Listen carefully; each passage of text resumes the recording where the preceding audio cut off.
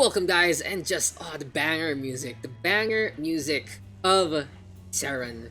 Always a good way to start things off in a StarCraft game. Terran music always been the best, bar none. Bar none. Because I guess since we're Terrans to begin with, we identify with it the most. Maybe if they're real Protoss and Zerg up in the air, up in the skies, up in the stars, then they would like their own music even better. But anyway, we are going to be on Nightshade LE and introducing our players here. And now on the top left, we are going to get DLSMIZEL playing on that red Terran. Let's call him Mizzle. DLSMIZEL. Is he from LaSalle? The LaSalle Mizzle. Not university, he's a Mizzle, man. He's a Mizzle. And on the bottom right, his opponent's gonna be playing the blue Terran as well. And it is gonna be, all caps, power! Power. Playing this blue Terran right here, right now. Already going for 2 refineries to start things off early. Early gas here for our blue hand side. So TBT action means that sure you can go for that early Reaper. You sure you can be pesky with some infantry. You can go for the proxy as well.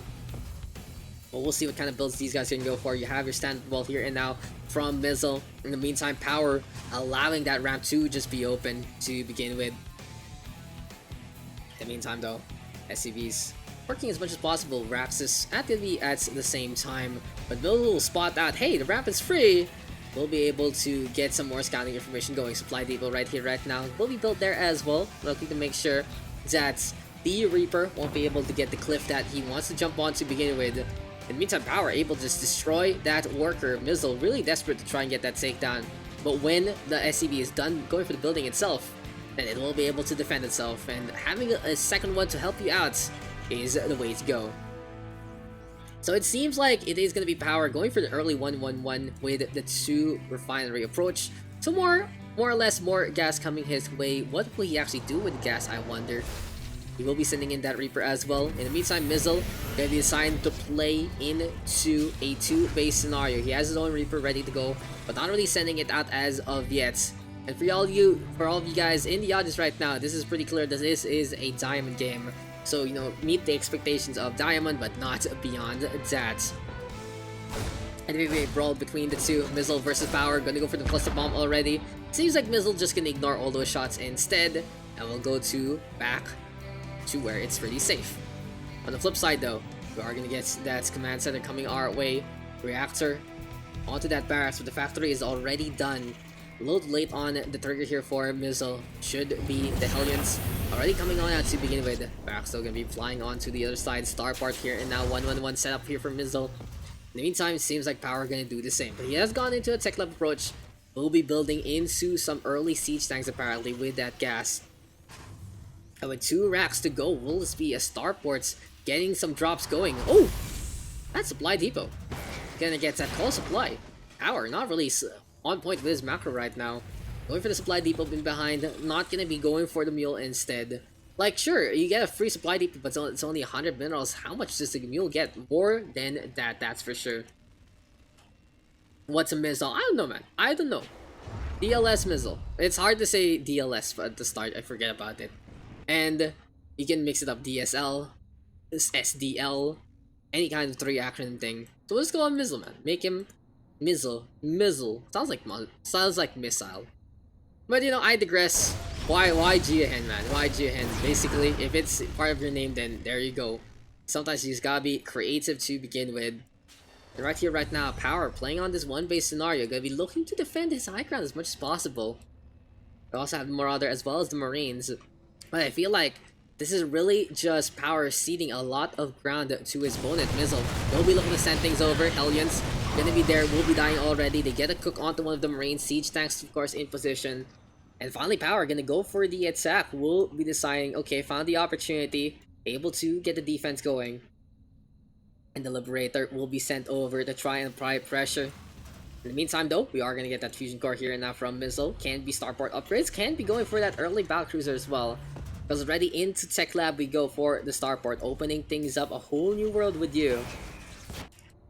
Anyway though, Power does have this Liberator, and overall, it is going to be the game of production instead. Finally, Power going for that second base a lot later than you would expect. So we'll see if the army here from Power might be able to pack a punch. Widowmine still able to get the lock on. The Liberator will go down before it gets a single shot to actually connect.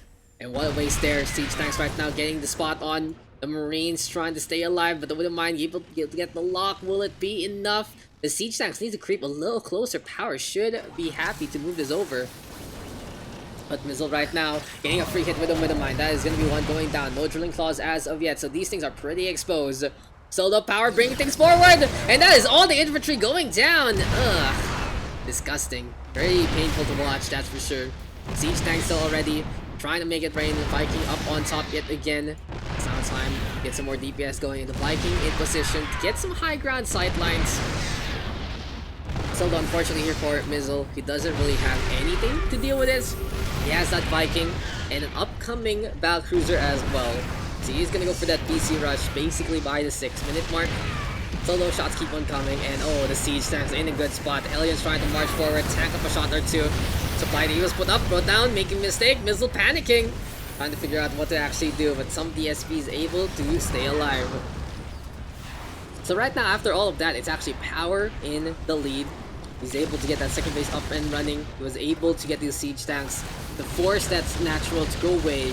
But right now, it is going to be MiZEL looking to kick them off the curb, off the lawn. Battlecruiser flying up in the skyline set again. In the meantime, Power getting some more infantry to come our way. And overall, this is going to be a lull in the storm as we see MiZEL finally moving things around yet again. Go back to that natural. And you can't panic, guys. When you are under attack like that, and your supply depot needs to be up or down, you can't panic because your SCVs will have a tough time to move around. Still though, MiZEL, I believe, has his tactical jump Viking giving chase. Interesting enough, doesn't go for the fight all the way. 200 HP. Might be too much to handle for this lone jet to begin with. So beyond all that, Power deciding, okay, it's time to take a break. Let's count. Where are the SCVs going? To the main. Interesting. So Power wants to stay kinda in a system. If everything dies on the main base, then send in the ones from the natural, right? And instead of protecting it, interesting enough, okay, we'll be looking to fully saturate that one yet again. So our blue Terran in a one-base scenario. In the meantime, Mules, of course, gonna be looking to mitigate the advantage. Will allow MiZEL to just be completely ahead. Times 3 mineral count right now. Times 3 gas as well in some instances. Maybe you could say times 2. The economy, the Red Terran, looking really good so far.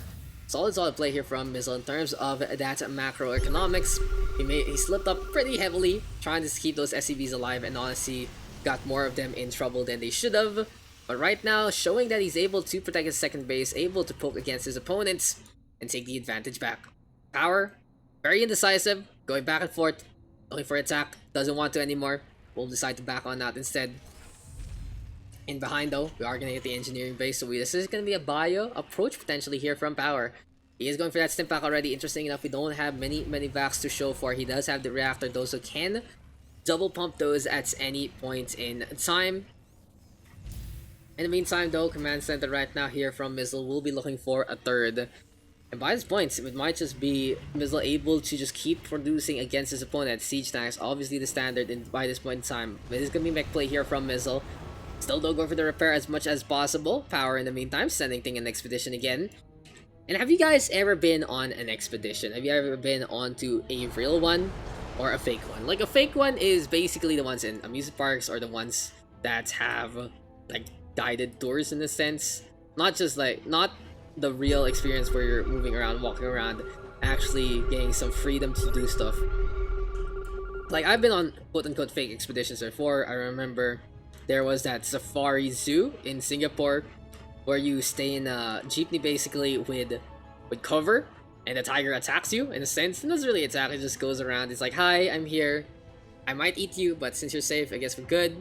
But yeah, beyond that, what else? Like ocean park, those kind of things, museums, aquariums. I don't know, maybe one day go for an expedition, go for a stroll, and never come back. Just like some of these units sometimes, they decide to go for a stroll, and they're just caught by the opposing army. War is a terrible thing, guys. Everyone just dies. But anyway, I digress. We had a little bit of a segue there. Finally gonna see that third base up and running. +1 on that plating as well. And we are gonna get the Thor here from MiZEL. So he is looking to try and play that higher tier of tech already. In the meantime, I do love these sensor towers. Gonna be able to spot out any kind of attack coming the way of Red Terran. Power though, blowing some scans. Gonna be trying to find out where his opponent is. I haven't seen too many mules honestly from him. It really is MiZeL making sure that his energy goes into the most optimal path, only saving energy for situations that require it. In the meantime, Power went for the lot of call supply. Yeah, that's something. I don't think I've seen this many call supply in a game in a while. 3 call supply depots. Congratulations. Your fried chicken now comes with gravy, basically. You don't really need it, but whatever. It is what it is. Power right now still staying on. Gonna go for a third base, perhaps. Yes, he is. Orbital the command. And we try and get upgraded. Here we go. The mules finally landing on down. In the meantime, we do still have MiZeL setting things up with the siege tanks all the way up on top. And guys, siege tanks really are the oldest unit in the book. What is the most iconic units of StarCraft? Not just per race. You say per race, it's really debatably maybe Terran is Marine, Protoss is Zealot, and Zerg is Zergling, right? But then you can say Zerg is Hydra, and then maybe you can say Terran Siege Tank, or maybe you can say Protoss is Archon, right? I don't know. You know what really is the signature?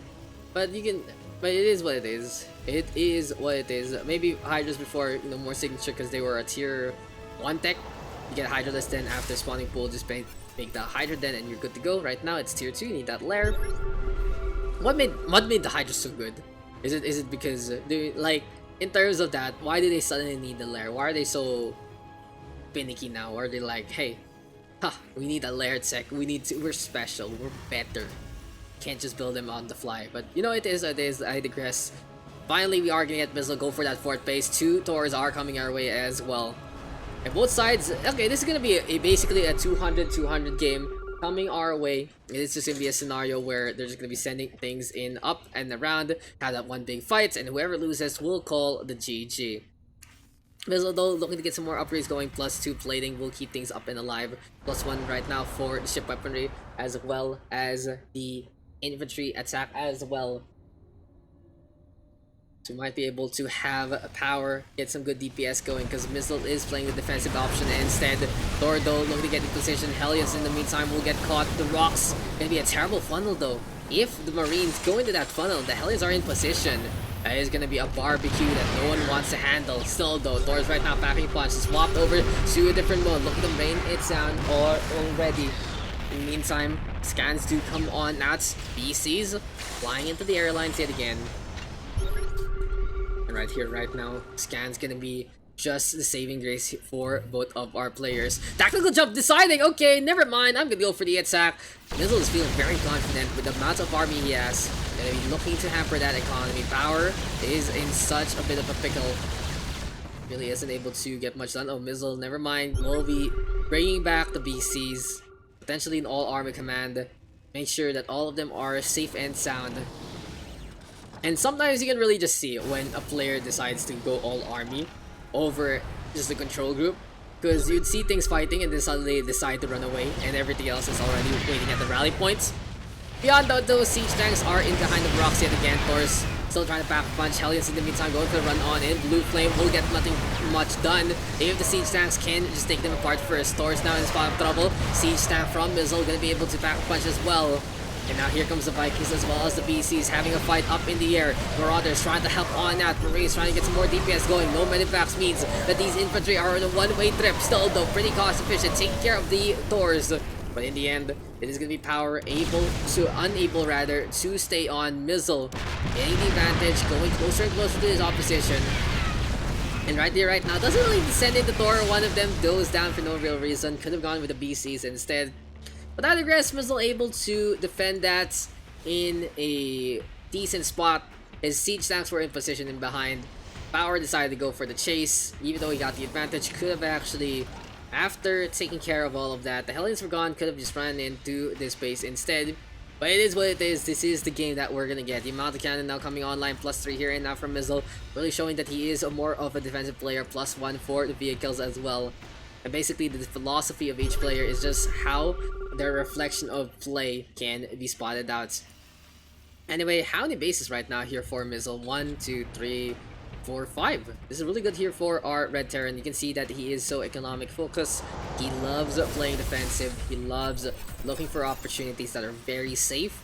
And the plating is just the icing on the cake. Make sure that his units are alive for the long haul. In the meantime, we did see Power decide to go for the early fight, but didn't really do so.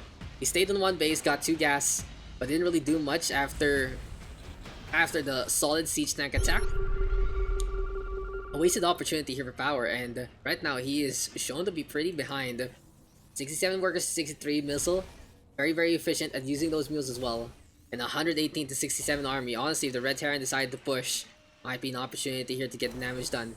Anyway, Smart Servos is not really the upgrade we see too much.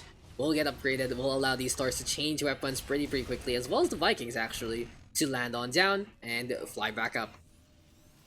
Still no Power going for the forts. Both sides having these sensor towers, just able to make Venn diagrams in and around. And right here, right now, X-Command Center might be able to help things out. Go for a 6 perhaps here for MiZEL, but he's almost to that max supply already. Can go for some more workers. Can get a little more army going. Seems like it is going to be the CC instead. Getting the investment to begin with. Right here, right now though. What does Power have? 40 Marines. 4 BCs actually, but they haven't really done much. Yes, Yamato Cannon waiting at the wings. In the meantime, MiZEL only with Blue Flame and that +2 on the plating and +1 on the vehicles. This is really looking good actually for Power's upgrade tab. He has so much utility with the Stimpak, with the combat shield allows the Marines to stay alive longer, and the BCs can get the snipe onto with the Yamato Cannon rather. But interesting enough, no medivacs whatsoever. Really doesn't care if these infantries are coming back or not. You want to have at least that healer to keep the sustain going, keep the Stimpaks at a free level. And is this range? Is this plating or is this range or something? Or is this just basically for buildings, right? Okay, this you don't need this. Like, I'm just gonna say it outright. You don't need this upgrade at all. Never, nada, zip. Almost completely unnecessary unless you have nothing else to build on, nothing else to buy. And sure, he can be like, I mean, I have the engineering bay and I don't have infantry, but it's better to just get that +1 honestly. Get that +1 on. But anyway, finally we are gonna have the Edsac scan. Gonna spot out the siege tanks in behind. Here we go though with the Hellions. Gonna get cooked on up. The medivacs unable to be there because they weren't produced whatsoever. And the Marines right now falling on down. Here comes MiZEL pushing forward. The mech play here and now from the Red Terran, just a lot higher in that degree. So many quality units. The BCs didn't even go for the Yamato Cannon whatsoever. Vikings up in the air. Both sides decided to go for the A-click onto the opposite ends. And this is basically the show. Power losing out. And as I said before, a game like this, go to 200 as much as possible. Have that one fight, and all is over. That was a game. That was a game. So anyway, guys, let's just talk about this real quick.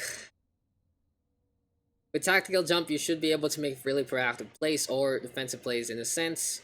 If you tactically jump forward, then you have to find the escape route. If you tactical jump after going in, then you have a one-way trip back home. Both sides could do that more efficiently. Power, very questionable to play bio without the medevac. No heals means those Stimpaks are gonna be non-existent, are gonna be rather a bigger hurt instead of a help, especially against siege tanks. And I like how I like MiZEL's macro. I like how economic he can be. I like that he can play standard. But the micro, man, the micro is slipping with the supply depot and battle cruiser. And you really don't need that upgrade. You really don't need the is that Neo Steel or whatever?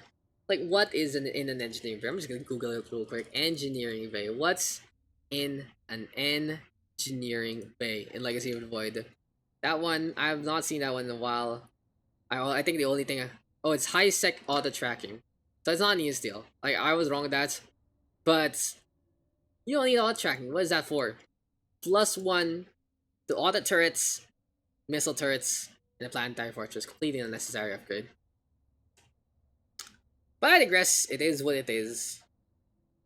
Missile proved his worth on macro, and hope to see him improve on the micro. Yeah, in terms of that department, no need for the extra range. I was like, this is has to be a range thing, right?